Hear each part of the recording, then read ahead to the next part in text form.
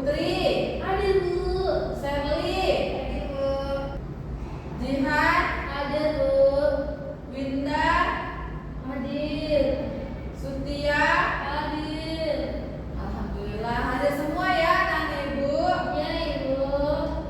Nah baiklah, anak-anak sudah tahu belum hari ini kita akan belajar apa? Belajar keberagaman agama Ibu. Iya betul. Jadi hari ini kita akan belajar keberagaman agama yang ada di negara kita, di negara Indonesia. Nah, anak-anak tahu nggak kira-kira apa ya agama apa ya yang ada di negara kita ini? Islam. Ya, apalagi masih ada yang tahu? Katolik. Ya, apalagi? Kristen. Iya betul. Nah jadi itu beberapa agama yang ada di negara kita. Untuk lebih jelasnya kita akan mengetahui setelah kita mempelajari ini. Nah anak-anak, tadi kan sudah ada beberapa yang disampaikan oleh Putri. Nah ternyata di Indonesia ini bukan hanya 3 itu, tetapi masih banyak, masih ada beberapa agama yang lainnya.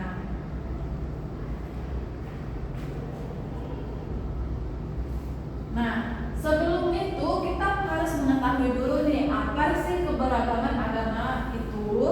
Nah, keberagaman agama itu adalah adanya berbagai agama yang dianut di dalam masyarakat Indonesia. Nah, walaupun berbeda agama, tetapi kita harus tetap hidup rukun, saling menghormati, dan saling menyayangi. Tadi kan sudah disebutkan nih ada agama Islam, ada Katolik, ada Kristen. Ternyata ada agama yang lain juga nih, ada Hindu, ada Buddha, dan ada Konghucu. Nah, dari 6 agama inilah yang agama yang diakui di Indonesia. Mungkin anak-anak juga pernah mendengar agama-agama yang lain, tetapi yang diakui yang di Indonesia, di negara kita ini hanya 6 agama ini. Ada Islam, Kristen, Katolik, Hindu, Buddha, dan Konghucu. Nah, tapi yang harus kita ingat, walaupun kita berbeda agama, mungkin nanti di luar sana anak-anak akan bertemu dengan teman-teman yang selain dari agama kita sendiri. Nah, jadi anak-anak tetap harus saling menghormati, saling menyayangi. Kenapa? Karena kita adalah saudara. Nah, selanjutnya, bagaimana sih cara kita menghargai apa saja? Nah, lalu bagaimana sikap menghargai keberagaman agama? Bagaimana sikap kita dalam menghargai teman-teman yang berbeda agama dengan kita? Nah, yang pertama itu ada tidak mengganggu teman saat beribadah. Nah, jadi kita tidak boleh mengganggu teman kita walaupun kita berbeda agama, kita tidak boleh mengganggu. Kita harus hormati, kita hargai. Karena kalau kita lagi ibadah pasti kita nggak mau juga kan diganggu. Nah, selanjutnya kita harus tetap berteman dengan semua teman tanpa membedakan agama. Nah, jadi kalaupun kita mempunyai teman yang bukan agama, kita tetap harus berteman dengan dia. Bukan berarti kalau kita beda agama, kita tidak berteman dengan dia. Nah, selanjutnya mengucapkan kata-kata yang sopan kepada semua orang. Nah, jadi anak-anak, walaupun seperti tadi, walaupun kita tidak satu agama, tapi cara bicara kita tetap harus sopan kepada teman-teman kita yang lain, walaupun kita berbeda agama. Nah, selanjutnya menjaga kerukunan di sekolah dan di rumah. Jadi kita rukun tidak hanya sesama kita saja, tidak sesama teman seagama kita saja, tetapi tetap harus rukun juga sama teman-teman yang beda agama ataupun ada tetangga kita di sekitar rumah.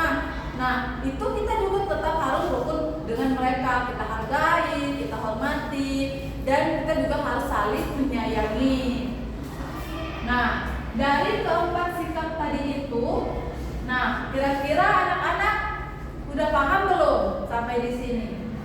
Sudah, Bu. Nah, coba Putri. Tadi sikap menghargai keberagaman agama apa saja? Coba sebutkan satu. Menghormati teman yang berbeda agama. Iya, betul. Apa Sherly? Coba Sherly, satu. Apa yang tadi Sherly tahu? Tidak mengagungkan saat beribadat, Bu. Iya, bagus. Berarti anak-anak sudah cukup paham ya. Kita lanjut lagi. Nah, tadi kan kita sudah bahas nih, kita harus hidup rukun. Walaupun kita berbeda agama, mau di sekolah, mau itu di lingkungan rumah. Apa sih manfaat hidup rukun itu? Yang pertama, agar suasana menjadi damai. Nah, kalau misalnya kita tidak berteman dengan tetangga kita, nah, apakah kita bisa hidup damai? Pasti tidak kan? Iya. Nah, jadi kita harus menjaga itu agar suasana di rumah, suasana lingkungan di sekolah itu akan tetap damai. Nah, yang kedua, memiliki banyak teman. Nah, kalau kita berteman dengan semua orang, walau tanpa kita membedakan agamanya, nah pastinya kita memiliki banyak teman karena kita tidak ada saling memiliki. Selanjutnya, belajar menjadi saling menghargai. Nah, dari kita menjaga kerukunan di sekolah maupun di rumah, kita bisa belajar saling menghargai tanpa membeda-bedakan. Selanjutnya, menciptakan persatuan dan kesatuan. Nah, sesuai dengan Bhinneka Tunggal Ika, walaupun kita berbeda-beda, kita harus tetap satu. Nah, itulah manfaat hidup rukun tadi. Di sini ada 4, ada suasana menjadi damai, memiliki banyak teman, belajar menjadi saling menghargai, dan menciptakan persatuan dan kesatuan. Selanjutnya, nah, contoh perilakunya itu bagaimana? Nah, di sini Ibu ada 4 contoh. Ada yang pertama itu membantu teman tanpa melihat agamanya. Nah, seperti tadi harus Ibu jelaskan, kita tetap harus saling membantu, saling menghargai, walaupun kita berbeda agama. Jadi kalau kita menolong orang, kita nggak lihat agamanya atau yang berbeda dengan kita, tetap kita bantu walaupun kita beda agama, tapi kan kita saudara. Nah, selanjutnya bergotong royong membersihkan kelas. Nah, bergotong royong membersihkan kelas ini juga salah satu contoh. Nah, selanjutnya itu ada menghormati teman yang sedang berdoa. Nah, contoh perilaku ini sama halnya tadi yang kita bahas tentang hidup rukun. Nah, berarti ini juga sangat penting. Kita harus menghormati teman kita saat mereka beribadah atau mereka sedang berdoa. Karena pastinya kita juga mau dihormati sama teman kita kan. Nah, jadi kita harus juga menghormati teman kita. Nah, selanjutnya tidak mengejek agama orang lain. Nah, anak-anak, ini adalah hal yang sangat penting di dalam pertemanan maupun lingkungan rumah maupun lingkungan sekolah. Walaupun kita berbeda, kita tidak boleh mengejek kayak bilang, ih agama kamu gak bagus, agama kamu begini. Tapi sesuai yang tadi kita sudah sering bilang, kita tetap harus menghargai. Walaupun kita berbeda, kita tidak boleh mengejek karena kita mempunyai kepercayaan masing-masing. Nah, anak-anak, setelah kita belajar tentang keberagaman agama ini, Ibu ada tugas. Baiklah, anak, di sini Ibu ada tugas tentang keberagaman agama di Indonesia. Tadi kan kita sudah sebutkan tuh kayak agama yang ada di Indonesia apa saja. Nah, jadi anak-anak bisa mencocokkan yang ini termasuk yang mana. Nanti pemuka agamanya yang mana. Nah, silahkan, siapa yang mau maju? Saya, Bu. Ya, siapa dulu? Ya, Sherly. Ini dicocokkan ya, misalnya masjid. Masjid ini biasanya tempat beribadah siapa? Mana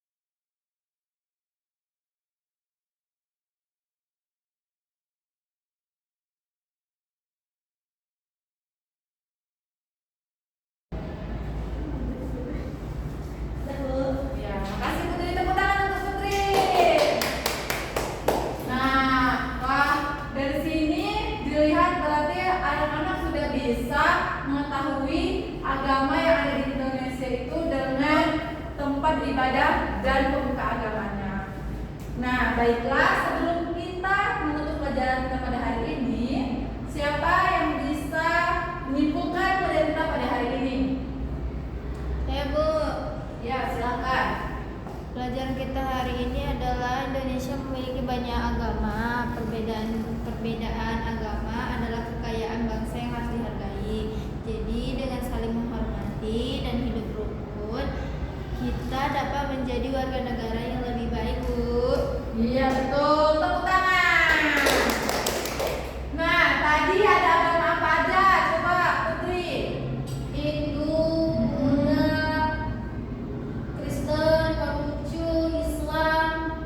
Iya, betul. Jadi agama yang ada di Indonesia yang diakui itu ada 6 agama.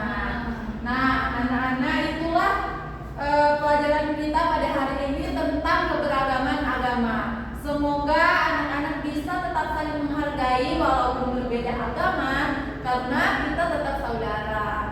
Nah, terima kasih anak-anak semua untuk pelajaran kita pada hari ini. Semoga bermanfaat dan anak-anak bisa menerapkan contoh perilaku tadi dalam kehidupan sehari-hari. Baik, terima kasih. Ibu akhiri, belum berdoa. Baiklah, sebelum kita menutup pelajaran kita pada hari ini, ada baiknya kita mengucapkan lafaz hamdalah.